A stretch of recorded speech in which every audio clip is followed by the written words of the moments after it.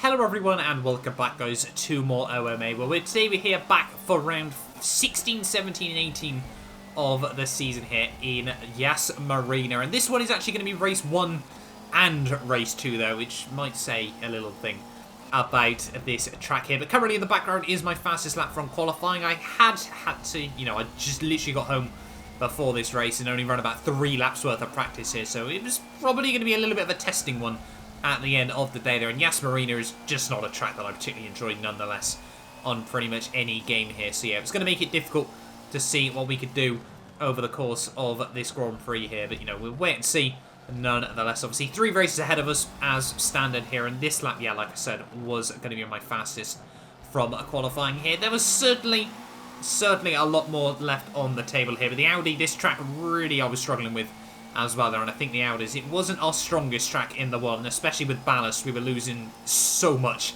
down this back straightaway here. It made it very difficult to fight with anyone in terms of 1 lap pace here. Obviously, with it being such a short track, everyone can basically perfect their laps here, and yeah, that meant, unfortunately, with ballast, your perfect was going to be a long way off other guys' perfect at the end of the day there. But through the final couple of corners, though, of the lap there, and it's been a fairly tidy one. There was about another tenth and a half, I think, at most, on the table there, but it was a 13.511 there, which would leave us P5 at that stage of the session though, but we would drop down at the end of the day there, I think, into P7, yeah, P7, ready for the start of the first race of the night there. You see, we got AMR Blackout just ahead of us, Brayley and CK there, and I think it was Shinigami actually taking his first pole of the season there, so 5 different pole sitters in 6 races there, but it's lights out and away we go. They're not off to a particularly brilliant start there. Obviously all the Chevys around us and the BMW there of Connor able to get a much better start there, as Bum Drop is going to go for a very aggressive lunge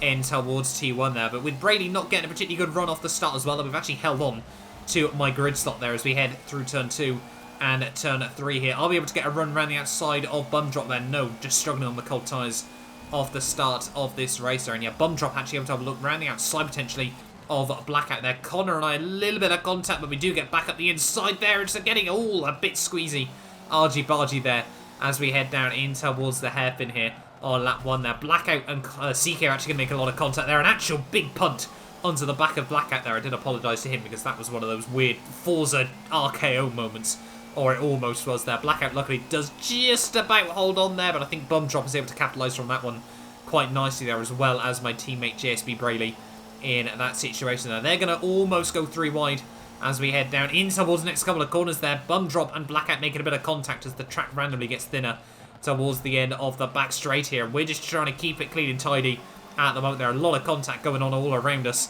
as we head out of the final corner here. And we're just about going to keep it between the white lines there and potentially open up a move up the inside of Brayley as we head down in towards T1. Perhaps, no, much later on the brakes, actually runs into the back of Blackout there, so we do end up slotting up into P6 nonetheless there. And yeah, like I said, up into P6 once again of this race there, so we've made up 1 place off the opening lap there. And unfortunately, you can see getting quite a good run on Blackout here as we head down the hill here, but with the ballast, that was it for this first race of the night there. And I'd love to say, we had more action, but that was literally it in this first race of the night there. Bum Drop would close up the gap, but would never really go for anything, because he just never really could quite get close enough through the first sector there, and we just kept it clean and tidy, and yeah, it was P6 at the end of the day there. So a very quiet first race of the night there, and I think a lot of people were complaining about this sort of thing. Marina, this layout, these cars, I don't know what it was, I'll be honest with you, at the end of the day, really just allowed for no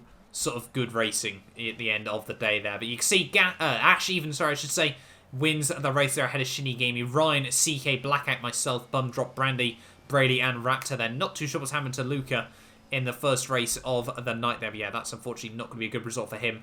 And just a few more points pulled out for ourselves as well. They're absolutely perfect for us in this championship at the moment. Like I said, our aim at the moment is just keep it consistent and build up points here and there and just focus on making sure we mathematically win it at the end of the day there. But that meant we were P2 on the grid for the second race of the night here. So hopefully a good chance to try and take him a race victory if we can get a good, clean start here for the second race of the night there. And it's lights out and away we go once again here. Bum Drop in the Chevy, able to get a much better start there as we head down in towards T1 there. Blackout having a look around the outside in towards the first corner there, but we do hold on firm And yeah, we hold on to P2 off the start of this race here, taking the curves through T2 and T3 as best as possible here. You can really open up quite a good run down the hill here. Obviously, if you get the car, you know, you get the power down nice and tightly there, you don't run over those curves like I've done that time round, and yet can really open up a good run as we head down in towards the next couple of corners here. But yeah, bum drop though, we were pretty even with him on pace with the ballast, so hopefully we'll have a bit of an advantage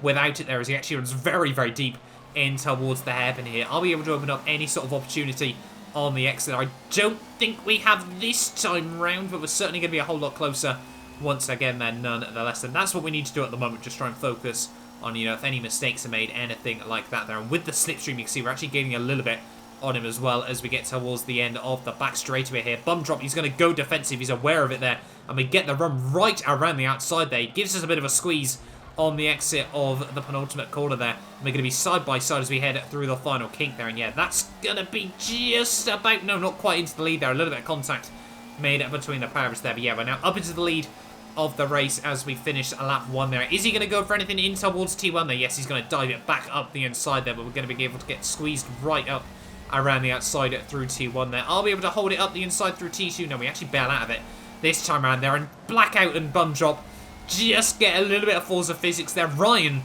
is just going to completely coming out of nowhere there, and there's going to be a big piece of contact between all of them. Bum drop gets sent across the circuit there. Not too sure what happened to him after that one there. And yeah, very unfortunate for him in this race there. But for me, that would mean we run to the lead ahead of Ryan with the ballast. So yeah, again, another very quiet race at the end of the day there, as you can see coming down the back straightaway on the final lap.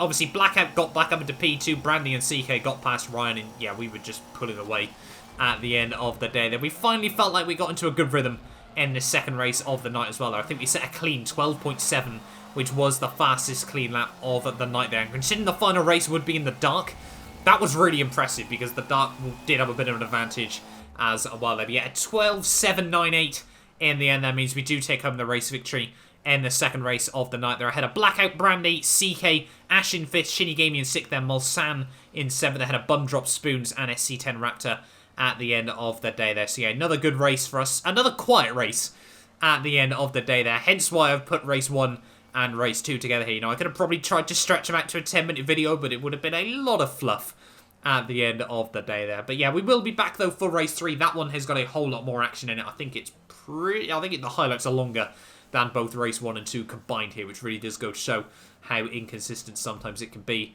in OMA there. But thank you all so much for watching this video nonetheless. Do get yourself subscribed if you're new around here and you do want to see more action from the World Touring Car Series. Ready for race 3 of the night here from Yas Marina. But yeah, that'll do us for this one then, and I will hopefully see you guys next time for another video.